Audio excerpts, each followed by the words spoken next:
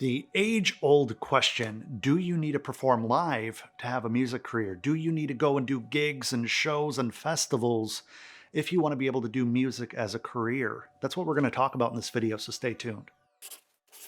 What's going on, guys? Adam Ivy, sellmusic.com, here to help you go further, faster in your music career by sharing proven marketing techniques and strategies to help transform that passion for making music into a legitimate business that's going to provide you with freedom and fulfillment, two of the most important things in life in general.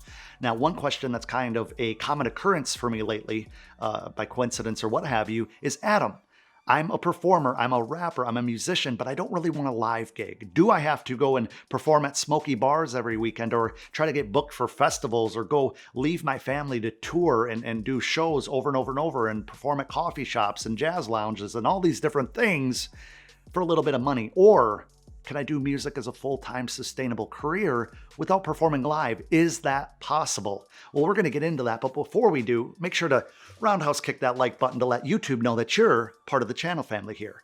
Now, I can understand completely. As an introvert myself, I know a lot of you guys don't think I'm introverted, but I shoot these videos by myself typically in a room that's quiet in my house. It's very comfortable for me. Now, if I did this out and about with a bunch of people around me, I might have a little bit different personality for a while till I got used to it. And that's one thing you have to think of first and foremost, why you do or you do not want to perform live. Is this something that, as I mentioned earlier, that you don't want to perform live because you feel it'll take you away from your family, your obligations? Maybe you have a full-time career right now that doesn't really allow for you to take a step away to do music. Maybe you're an on-call nurse. Maybe you're a dentist, a dog walker. It doesn't even matter if you're a full-time stay-at-home dad or a stay-at-home mom. This is one thing we have to look at first and foremost. Identify why you want to or why you do not want to, because there's ways around anything in life that you don't want to do except for the work that needs to be done. Now, as a performer, right, you might be in a band, you might be a rapper, you might be a singer-songwriter, any of this. You might be a concert pianist or a saxophone player for that matter. How do you want to grow your audience? That's first and foremost. That's the question you need to ask yourself, because if it's online, then the in-person, face-to-face, where you live doesn't matter as much. But if you want to make a significant amount of money by performing live, then you need to get out in front of the people. What we need to do here is we need to look at concerts and festivals. We need to look at venues, bars, clubs, all these different things, even nonprofit events in your area, and say, hey, I want to be considered to be a performer at these. How do I do that? Now, if you don't want to, what the video is all about is you need to say, okay, all these opportunities are over here in the live space. What opportunities are there in this online world, or a little bit less live, maybe more intimate? Maybe you're cool with performing once in a while in a closed setting, or you're ready to do a tour in a few years, but maybe you just don't feel ready now. These are all different things that we have to categorize so that we can be confident in why we're making the decisions that we are. I know personally, I used to get asked to go to a lot of different listening sessions and studio sessions, and all the time I would make excuses. I would say, no, I'm doing this, I'm doing that. Oh, I'm busy, I'm going to be out of town.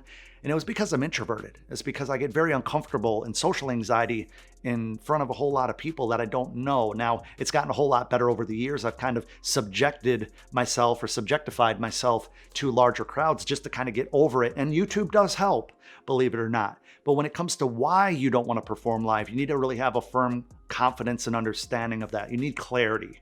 Hopefully that makes sense. Now, how would I suggest that you make a full-time income with your music and make that money that's going to be needed to take care of yourself, your family, and all your different financial obligations if you don't want to perform live? So let's cut that off. Let's cut out the fat. Let's put that on the back burner. What I would suggest, obviously, digital marketing, digital marketing, digital marketing. Build your brand, build your online business so that you can use YouTube as kind of an intermediary between your digital stuff in the studio here and going out in front of people. There's so many people that have had careers blossom on YouTube and Instagram and now TikTok and other platforms that I really don't think that you necessarily need to go live. That's just frosting on the cake. We could build a YouTube channel, then sell merch, then have different events to be able to promote as far as like live streaming things with other collaborators and creators. We could go out and we could sell our singles. We could sell our records. We could sell merch, as I just mentioned. We can have streams. We can build this stream of income to where maybe you're doing mixing services for people. Maybe you're offering writing services. Maybe you're offering features. All of these different things kind of fall into one bucket. It's all based on your music creation.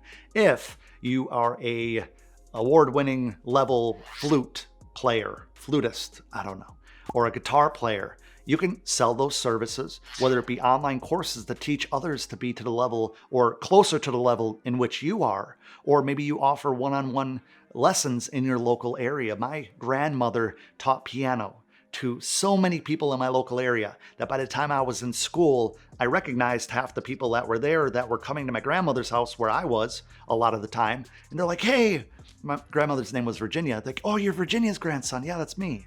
Because my grandma went out of her way to make sure that these kids had the resources to learn piano themselves, because she loved the music so much that I don't even think she charged half these people for the lessons. Now, what you have to do is you have to say, these are things I enjoy doing. These are the things that I have to do. And these are the things that I don't like doing. If performing live is something that you just don't want to do, then don't feel guilty if everybody else is telling you, hey, you have to perform. Is there money in live performing? Hell yeah, there is. Is there a lot better opportunity to sell merch live? Yes, most times.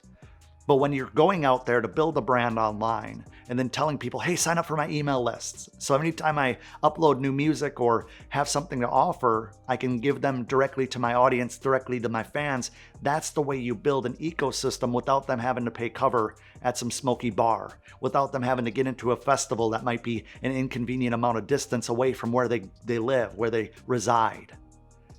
We don't need to look at these things as obstacles. We need to be able to say, wow, I have an abundance of selection, an abundance of choices that I can make as a music creator, whether it's sync licensing and you learn that world and you get your music on TV and in commercials and in film, and your latest song is featured on a Netflix series that just came out that your family and friends can't stop talking about.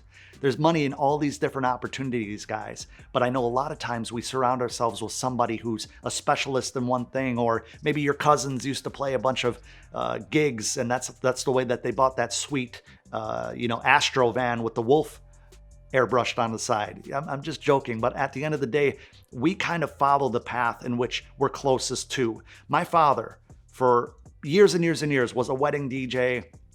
Would DJ little parties. I'm talking everything from classic rock to polka to wedding type songs, top 40 in the 80s and 90s.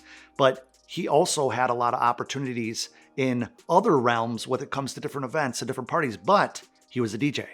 I didn't want to be a DJ. I didn't want to take that path. My mother was a scholarship winning violin player when she was in high school and in her early 20s.